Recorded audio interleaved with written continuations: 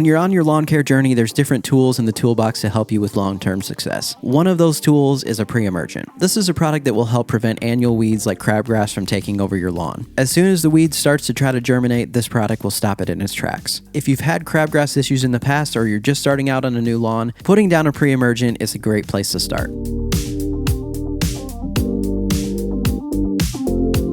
There's a couple different products that you can use, but I'll go over a couple of them that I have personally used in the past with good success. The first one is a granular product. Now, for most people who are beginning in lawn care, it's a lot easier for them to spread something in a spreader than it is to get a backpack, fill it all up with water, learn how to spray, and do all of that. We'll talk about spraying here in just a moment, but for those of you who are comfortable with spreading a granular or you're just learning and you feel like the granular is the way that you want to go, let's talk about what product I've used in the past. This product right here is a granular with a low SGN. What does SGN mean? SGN, or size guide number values, report on the average particle size multiplied by 100. For example, an SGN of 80 means an average diameter of the particle is 0.8 millimeters. Thus, 0.8 times 100 equals 80. So why is this important? Well, anytime you're going to be applying an application of fertilizer, you want the most efficiency possible when it comes to coverage and how it's going to work on the soil. So especially when you're doing a pre-emergent and a granular, you want to make sure that it blankets the soil, that you don't have too large a particle size, so that you get little drops of those particles all over, but there's spaces in between that may not get coverage. Having a low SGN will make sure that it's blanketed as much as possible. Spraying will give you the best coverage possible, but when you're using a granular, a low SGN is very important. So what you'll find in this granular is the active ingredient prodiamine. Now, if you go to the store, you probably won't see this active ingredient very often unless you go to a landscape supply store, but if you're going to a big box store, you're probably going to see something from Scott's that has pendimethalin in it. That would be another active ingredient that works well. Same type of results that you're going to see, but this one just happens to have a different ingredient, and I've personally used this one a couple times before with very good success.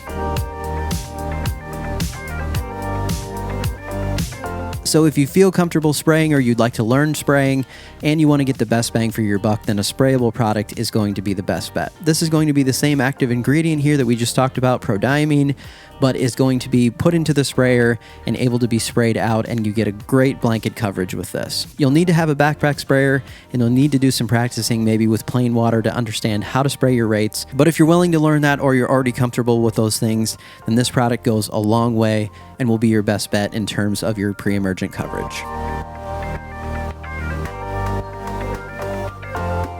So when should you be applying? An annual weed like crabgrass starts to germinate 55 degrees. So I'm going to recommend that you split this into two applications. We're going to put down half of the rate that you need, right around that 50-degree soil temperature, and then as soon as it gets to about 70-degree soil temperature, you're going to put down the second half. It's better to be slightly early on this than it would be to be late, so if you're around that 50-degree mark and you're noticing that the temperatures are starting to look like they're going to be rising and not falling back down, then that would be a good time to apply.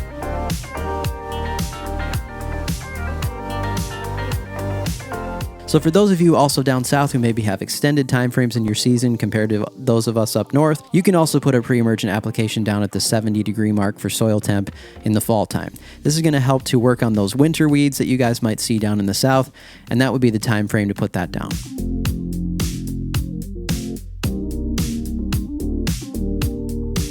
So how do you test the soil temp? This is pretty easy. You can get a simple meat thermometer.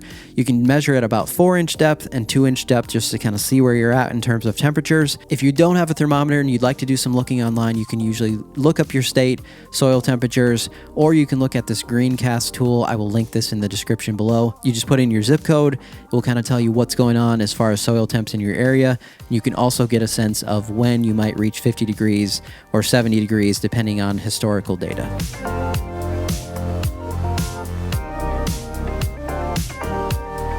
So how much should you apply?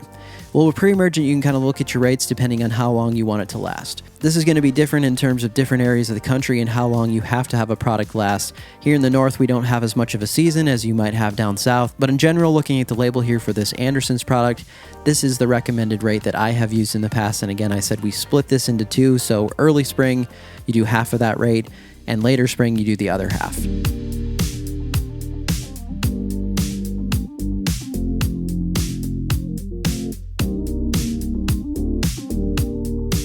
For the sprayable product here, you can see that there's a table that will give you kind of how long this is going to last. Same type of thing, I would still recommend doing the split application of this.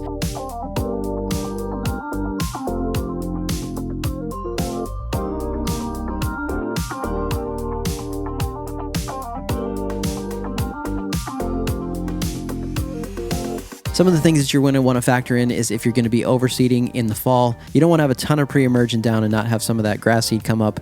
Something that you can do is core aerate to kind of break that barrier, but keep that in mind if you do plan to do some overseeding in the fall for your lawn.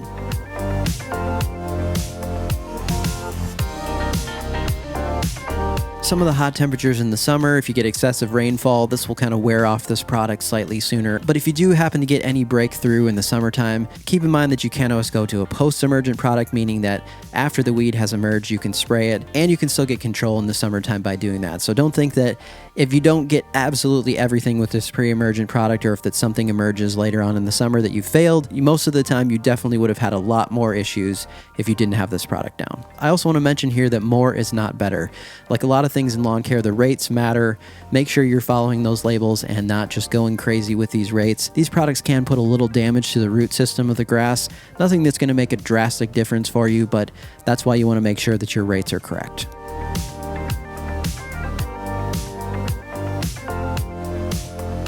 A lot of people wonder, will you need to apply this every single season? There will be some people probably with high weed pressure areas that may need to continue to apply this in order to prevent some of those weeds. Down south, you guys seem to get a lot more aggressive weed pressure than maybe we do sometimes up north. So if you've done this for a few seasons and you feel like everything's under control, you look around your neighborhood, you don't see a lot of weed pressure or a lot of lawns that are being taken over by crabgrass, it might be something that you can lay off and you no longer need to do.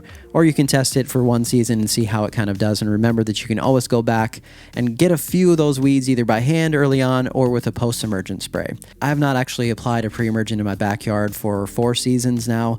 Once I got the lawn healthy, it's thick, and I'm taking care of it the way that I need to, I don't need this product anymore, and I don't have any issues by not using it.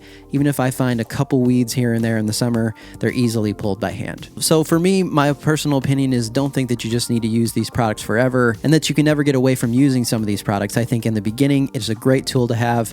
Once you get things under control, once you're taking care of the lawn the way that you should, you'll find that a lot of weed pressure will go down. Another thing to also remember in case you're going to be thinking about seeding in the spring, I see this from a lot of people, is they just don't have in their mind that you can't put seed down and use a pre-emergent at the same time. If you're going to do some seeding, you're not going to want to put down this product or it will prevent that seed from growing. If you do need to do some seeding, check out my overseeding video that I will link in the description on how you might accomplish that, or my full spring seeding video from last year that I did a whole big project in the spring, and that kind of told you how you might approach that in terms of trying to prevent some weeds and taking care of them after the fact as well. I would love to hear your experience with the pre-emergent, or if you have any questions, leave them down in the comment section below.